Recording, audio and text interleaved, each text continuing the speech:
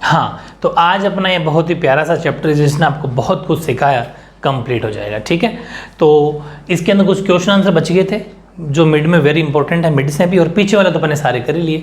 Mid में कुछ चीज़ें छोड़ी हैं, सारी सिलेक्टिव कर ली, क्योंकि वो तो बिल्कुल बेसिक से आप ऐसे रीड करोगे तो भी आंसर हो जाएंगे, वो एग्जाम के पॉइंट ऑफ व्यू से बिल्कुल भी इंपॉर्टेंट नहीं है।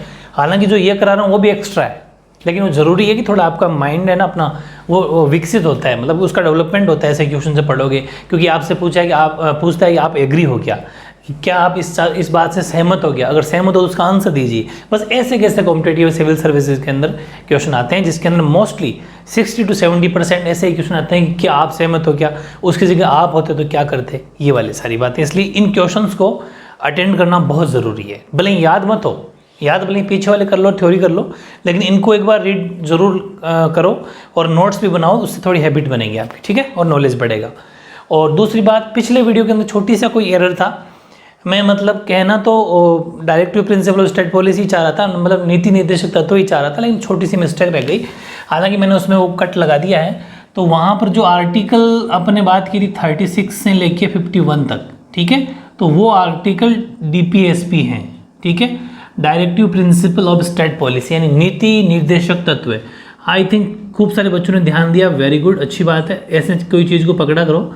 मैं कहना वही चाह रहा था, लेकिन उस टाइम वर्ड मूल अधिकार का निकल रहा था बार बार, फंडामेंटल राइट का, तो वो नीति निर्देशक तत्व है। ईजी सी बात है, अपने बहुत कुछ पढ़ लिया इसके अंदर, तो नीति निर्देशक तत्व है।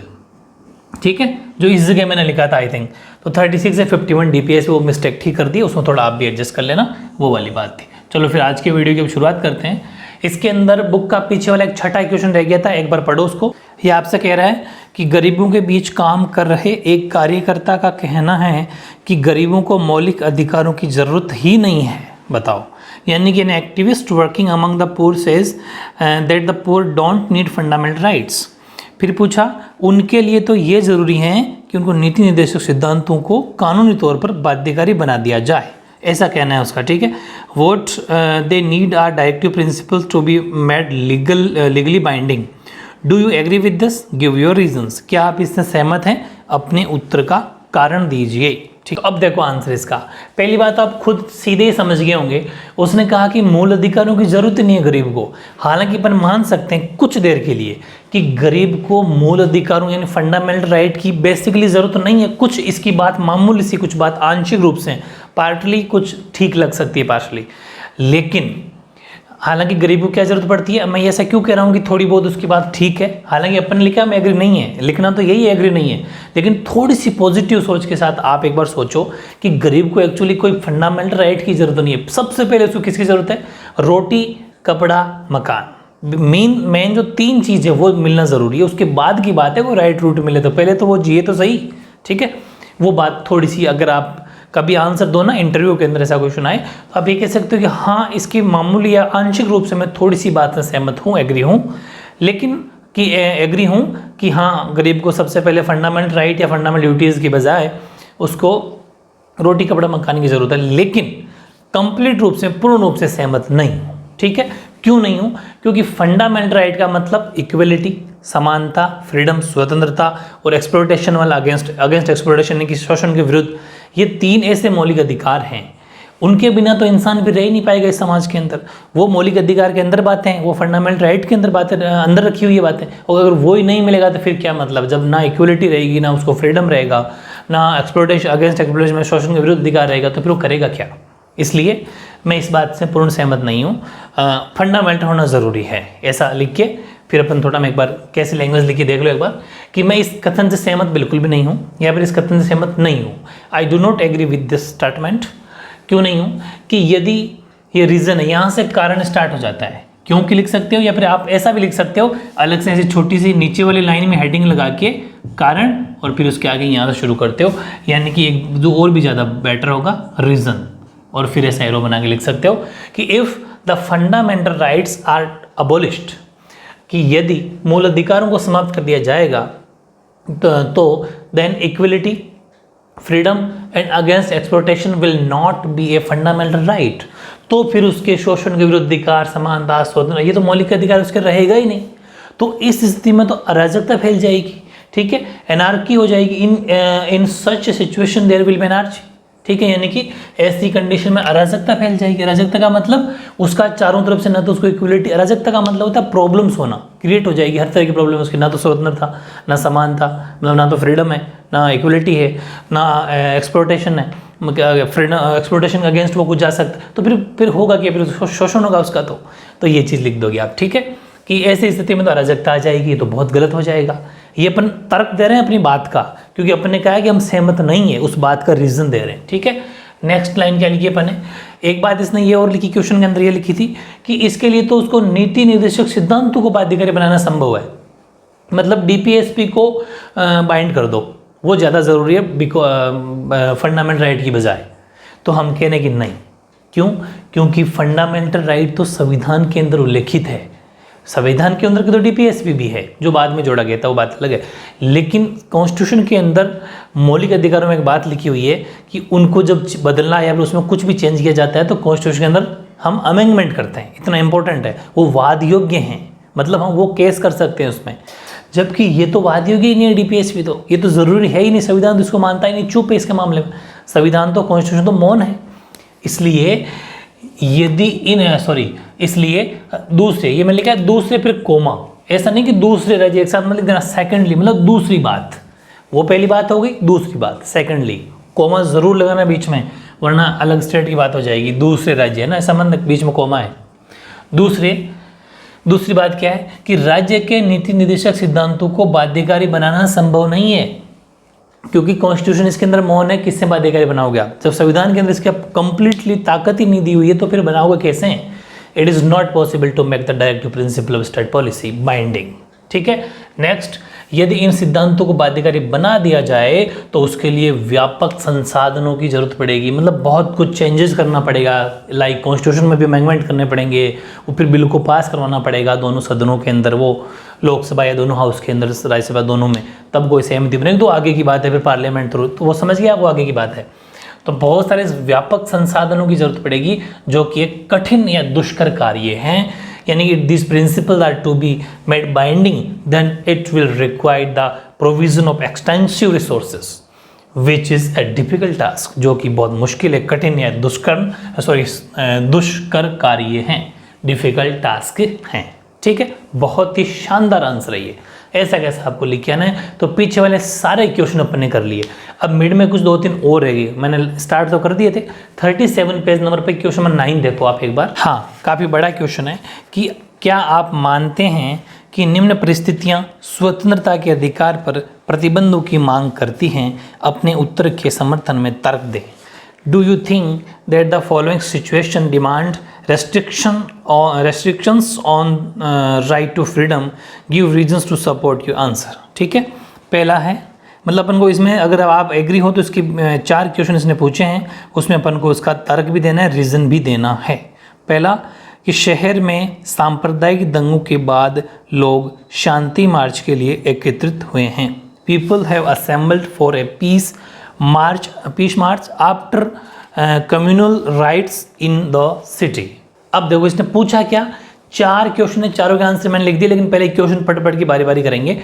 इसने कहा कि इन चारों में से किस सिचुएशन में, किस परिस्थिति के अंदर स्वतंत्रता के अधिकार को रोक देना चाहिए, स्वतंत्रता के यानी कि राइट टू फ्रीडम को प्रतिबंध कर देना चाहिए, रोक देना चाहिए, किस सिचुएशन में? एक बार पढ़ के देखना है। तो पहली सिचुएशन में आपको पता चल गया होगा कि ये जो पहली परिस्थिति है इसमें स्वतंत्रता के अधिकार के प्रतिबंध की मांग नहीं करती है, इस पर नहीं रोक लगानी चाहिए। क्यों रोक नहीं लगानी चाहिए? क्योंकि इसमें बात कही गई है शांतिपूर्ण ढंग से स्वतंत्रता के अधिकार का उपयोग किया जा रहा है, जिसका उद्देश्य कोई सांप्रदायिक दंगे फैलाना नहीं है, बल्कि शांतिमय वातावरण की स्थापना करना है। इसमें तो साफ पता चल रहा है कि लोग शांति के साथ मार्च कर रहे हैं, तो कर सकते हो, वो तो स्वतंत्र अधिकार की बात है, राइट टू फ्रीडम की बात है, इसको रोकना नहीं, ये तो बिल्कुल सही कर रहे हैं।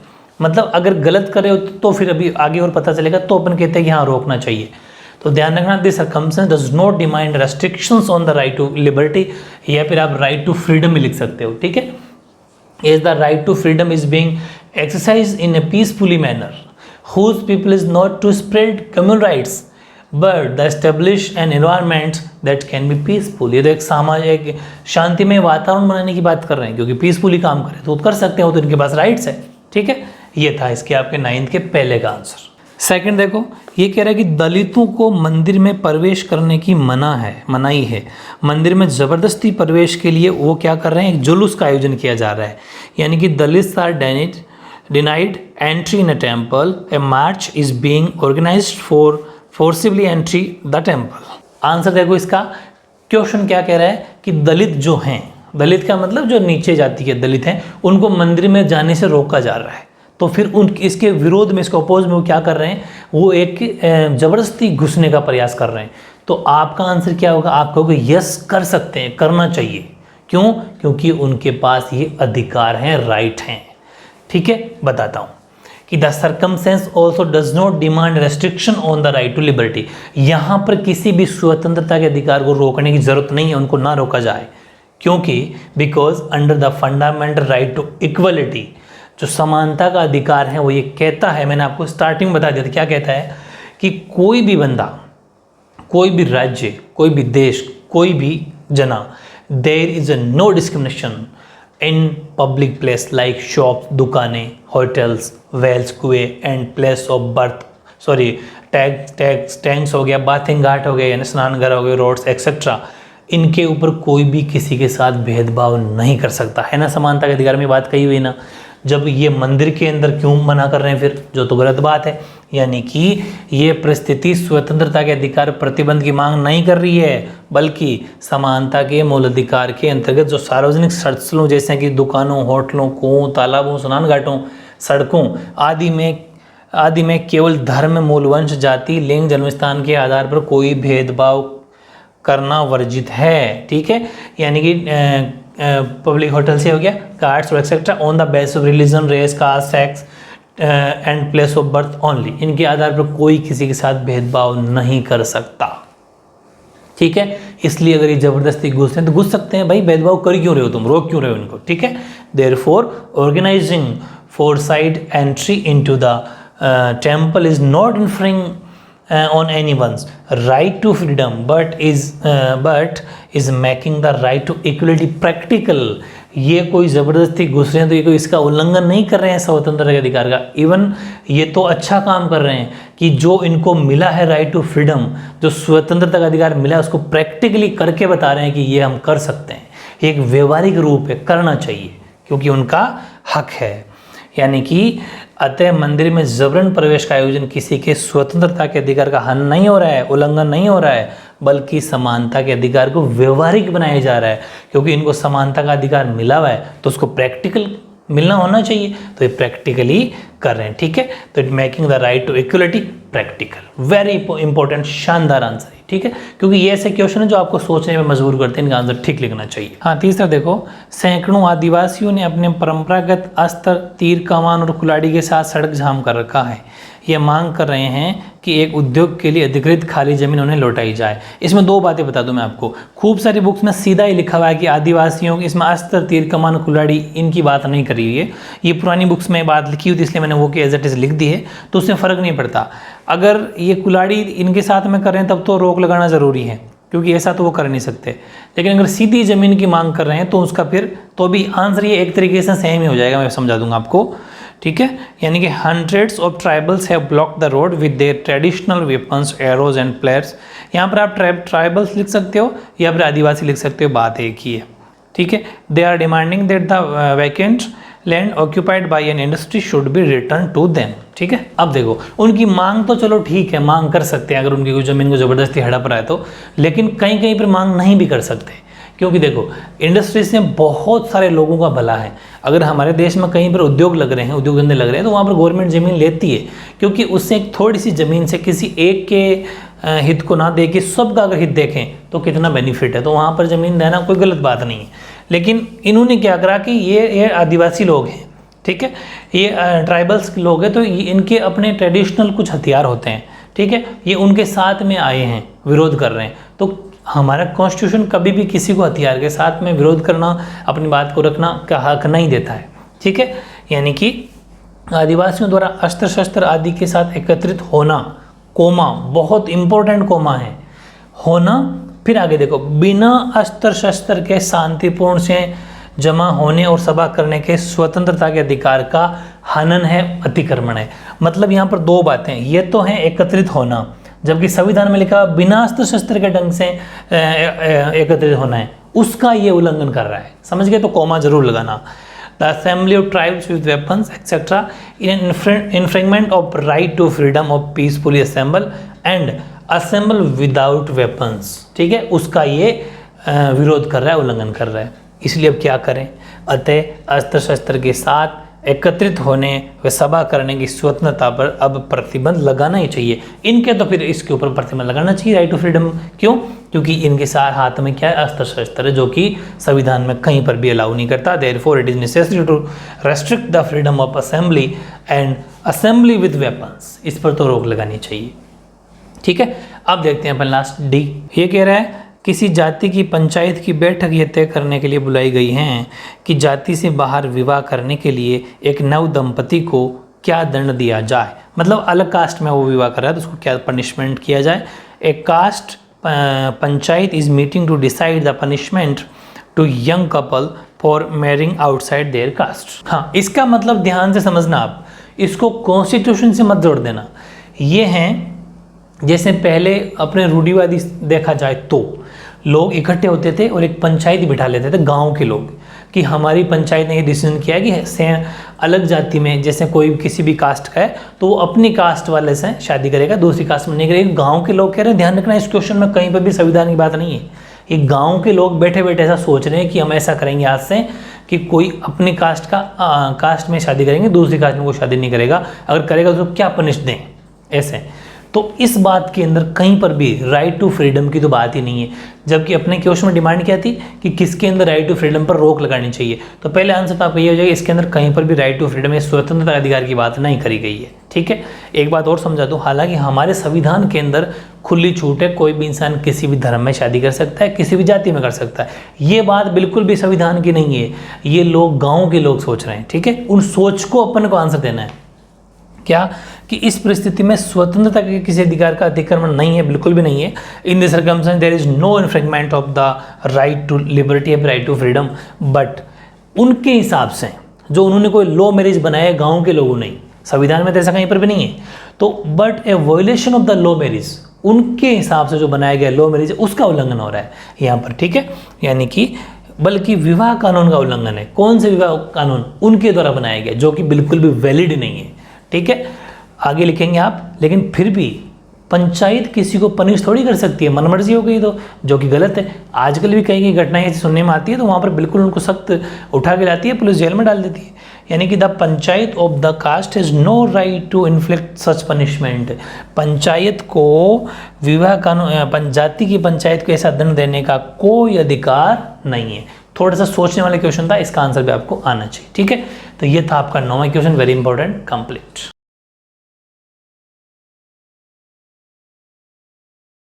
हाँ, सबसे ज़्यादा सोचने वाला और सबसे ज़्यादा इम्पोर्टेंट, फ्यूचर के लिए बहुत ही इंपॉर्टेंट क्वेश्चन है और बहुत सारे सीधा सीधा सिविल सर्विसेज में पूछने वाला क्वेश्चन है। क्या कि अपने एक बात करी थी कि संपत्ति के अधिकार को हटा दिया गया है और उसको आर्टिकल 300A यानी 300K में एक वैधानिक कानूनी एक राइट बना दिया। अब आपसे वही पूछ रहा है कि जो राइट टू प्रॉपर्टी हैं, जो संपत्ति का अधिकार हैं, वो पहले फंडामेंटल राइट था, वो अगर उस टाइम पर था, अब नहीं है, अगर वो होता तो क्या होता, ये क्वेश्चन आपसे पूछ रहे। एक बार पढ़ के सुना देता हूँ, बहुत ही बढ़िया क्वेश्चन है और क्वेश्चन में भी दो बातें और सीखने को मिलेगी।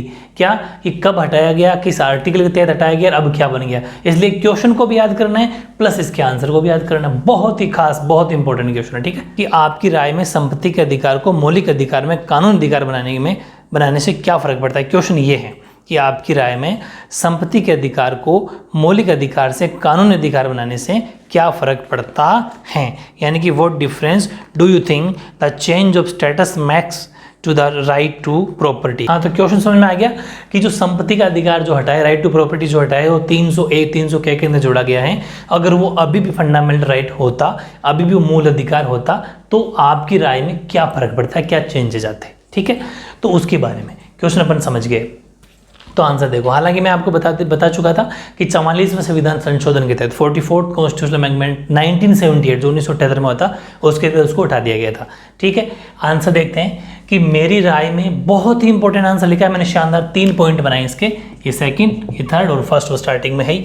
तीनों पॉइंट बहुत ही शानदार है और आपको बहुत कुछ सीखने को मिलेगा और ये भी पता चलेगा कि आपके आसपास में अगर गवर्नमेंट कुछ ज़मीन हड़प लेती है, अपने अंडर में लेती है, तो क्यों लेती है, जबकि आप उसके विरोध करते हो लेकिन गवर्नमेंट आपकी मानती नहीं है और ज़बरदस्ती वहाँ से किसानों को या भगा देती है। क्यों भगा देती है, वो यही कारण है। बताता हूँ कि देखो कि मेरी राय में संपत्ति के अधिकार को मौलिक अधिकार से कानूनी अधिकार बनाने से यह फर्क पड़ता है कि क्या कि now when the government next any law for public welfare then its owner will not be able to prevent a petition against the government in the Supreme Court on the basis of violation of the fundamental right to property. सबसे बड़ा फर्क ये पड़ता है कि सरकार कोई कानून बनाकर लोक कल्याण के लिए जब किसी संपत्ति का अधिग्रहण करती है तो उसका मालिक संपत्ति के मौलिक अधिकार के हनन के आधार पर सर्वोच्च न्यायालय में सरकार के विरुद्ध याचिका प्रस्तुत नहीं कर सकता। मैंने हिंदी में सीधा लिख दिया, इंग्लिश में सॉरी एक लाइन नहीं लिखी है, यहाँ से लिखिए इंग्लिश में सीधी यहाँ शुरू कर दिया। आप समझ जाना, क्वेश्चन को लिख देना आप। मतलब क्या फर्क पड़ता है, सबसे बड़ा फर्क यही पड़ रहा है कि अब जैसे गवर्नमेंट है वो पब्लिक वेलफेयर के लिए कोई ज़मीन किसी किसान से या किसी व्यक्ति से लेती है तो अब आप गवर्नमेंट के खिलाफ सुप्रीम कोर्ट नहीं जा सकते। क्यों? क्योंकि आपके पास अब संपत्ति का अधिकार नहीं है, पहले था, 1978 से पहले था, उसके बाद नहीं है। तो ये संपत्ति फिर किसकी हुई? ये तो सरकार की है। सुप्रीम कोर्ट कहेगा जाओ यहाँ से, आपकी संपत्ति नहीं है। एक तो सबसे बड़ा कारण ये, अगर सरकार चाहे तो अपनी सारी ज़मीन भी ले सकती है, ये और है। अगर पब्लिक वेलफेयर के लिए जरूरत पड़ी तो ले सकती है, अपन को रहने के लिए कहीं घर दूसरी जगह दे दिया जाएगा। दूसरी बड़ी बात और, पहले क्या था, जब संपत्ति का अधिकार हमारे पास था, राइट टू प्रॉपर्टी था, तो अपन गवर्नमेंट से अपनी मनचाही रेट के पैसे लेते थे कि यही रेट है हमारी संपत्ति, हम चाहे जो लें। लेकिन जब से ये एक संपत्ति का अधिकार एक कानूनी अधिकार बना, जब एक लीगल बना 301 के अंतर्गत, तो अब गवर्नमेंट ही फिक्स करेगी कि आपको ज़मीन का क्या पैसा देना है। वो चाहे तो भोंगड़े के भाव दे, वो भी लेने पड़ेंगे। कहते हैं ना कि यार कुछ नहीं बेटा, भोंगड़े के भाव बिक गई, देना पड़ेगा। गवर्नमेंट ने रेट डिसाइड कर दी, वही मिलेगा, उसके अलावा एक सिंगल फूटी कौड़ी नहीं मिलेगी। समझ गए? तो ये और बात हो गई। तीसरी बात और कि पहले क्या था कि फंडामेंटल राइट्स और जो अपने पढ़े थे डायरेक्टिव प्रिंसिपल ऑफ पॉलिसी, नीति निर्देशक तत्व है, मूल अधिकार और नीति निर्देशक तत्व के बीच में विवाद होता था, वो संपत्ति के अधिकार को लेके होता था। ठीक है, अब नहीं हो रहा क्योंकि अब उसको हटा दिया गया है। ये 3 मेजर कारण है। यानी कि पहली बात तो ये, सुप्रीम कोर्ट नहीं जा सकता, अब उसे संपत्ति के सामान्य कानून के अंतर्गत ही न्यायालय में वाद दायर करना पड़ेगा। मतलब कि अब नॉर्मल जो कानून होता है ना कि साहब मेरी ज़मीन ले ली, इसका थोड़ा छोटा मोटा पैसा दिलाओ, बस normal. Now he will have to file a case in the court under the common law property, कि छोटी मोटी प्रॉपर्टी मेरे पास होनी चाहिए साहब, मेरी ज़मीन इतनी दी, तो उसके बदले गवर्नमेंट क्या कहेगी, कोर्ट क्या कहेगा, ठीक है इसके बदले ज़मीन के बदले ज़मीन मिल जाएगी, ले लो चुपचाप, जहाँ मिलेगी वहीं लेनी पड़ेगी। ये रूल है। दूसरी, संपत्ति के मौलिक अधिकार के होने पर सरकार को उसके लोक हित में अधिग्रहण करने पर उसके बाजार मूल्य की राशि का मुआवजा देना पड़ता था, लेकिन अब सरकार को कोई भी राशि उसके एवज में कानून के अंतर्गत निर्धारित करेगी। जो कानून कर देगा वो मिलेगा, पैसा फिक्स है, उससे ज़्यादा नहीं मिलेगा। लेकिन जब ये अधिकार था तब मनचाही रेट लेता था किसान या जो भी जिसकी भी ज़मीन होती थी। इसीलिए ज़मीन किसी की नहीं है, ज़मीन गवर्नमेंट की है, चाहे अपनी कोई सी भी हो। अगर जैसे अपनी ज़मीन है, अपना खेत है और उसके अंदर अगर कोयला निकल गया तो गवर्नमेंट वहाँ आएगी और पूरे को हड़प लेगी ज़मीन, क्योंकि वो अपना नहीं है कोयला। ठीक है, ये ऐसा माल निकला क्योंकि कोयले से सिर्फ अपन नहीं पूरे देश के लिए भला है। जो सबके लिए हो तो फिर वहाँ गवर्नमेंट का अधिकार हो जाता है। कुछ भी निकल जाओ, चाहे पत्थर निकल गया तो भी गवर्नमेंट का हक है वहाँ। ठीक है, यानी कि having a fundamental right to property, the government had to pay compensation for the amount of its market value if it was acquired in the public interest. Now the government can determine any amount for him under the law. ठीक है, कानून के तहत जो भी पैसा मिलेगा वो लेना पड़ेगा। ठीक है। तीसरा, संपत्ति के मौलिक अधिकार के कारण ही नीति निर्देशक तत्व और मूल अधिकारियों के मध्य विवाद पैदा हुए थे, लेकिन अब ऐसा कोई विवाद नहीं है, क्योंकि जब कहते हैं ना कि वो चीज़ मिट गई तो अब फिर क्या। ठीक है, due to the fundamental right to property dispute arose between the directive principle of the policy in fundamental rights, now no such controversy will arise. ठीक है, बहुत ही शानदार आंसर लिखा, मैंने बहुत मेहनत करी आपके लिए। इतनी मेहनत आपको करी कराई मिल रही है, नोट्स बिल्कुल शानदार बने बनाए नोट मिल रहे हैं, अच्छे से उतारना, ईमानदारी के साथ उतारना है, दोनों लैंग्वेज सीखने को मिल रही है। आगे जाके आप कोई से मीडियम से हो, कॉम्पिटेटिव एग्जाम के अंदर इंग्लिश मीडियम के अंदर भी आंसर लिख सकते हो, हिंदी में लिख सकते हो, दोनों आपके सामने है। बहुत अच्छी मेहनत करोगे तो आपको बहुत आगे हेल्प मिलेगी, क्योंकि ये जो 11th-12th है ये सीधे सीधे सिविल सर्विसेज में यहाँ से क्वेश्चन आते हैं और इतने प्यारे आंसर आपको मिल रहे हैं। ठीक है, अभी से प्रैक्टिस हो जाएगी तो आगे बहुत जनों से आप आगे रहोगे, अगर मेरी बात मानते हो तो, वरना फिर आप जानो। ठीक है, तो अच्छे से मेहनत करना। इस तरीके से अपना ये चैप्टर आज कंप्लीट हो गया। अब इसमें कोई छोटे 1-लाइनर क्वेश्चन बनेंगे तो कभी 250 या 100 बना दूंगा। जब तक आपको रोज़ रिविजन करते रहना है, जैसे ही मुझे टाइम मिलता रहेगा मैं वीडियोज़ आपको अपलोड करता रहूँगा। ठीक है, ओके।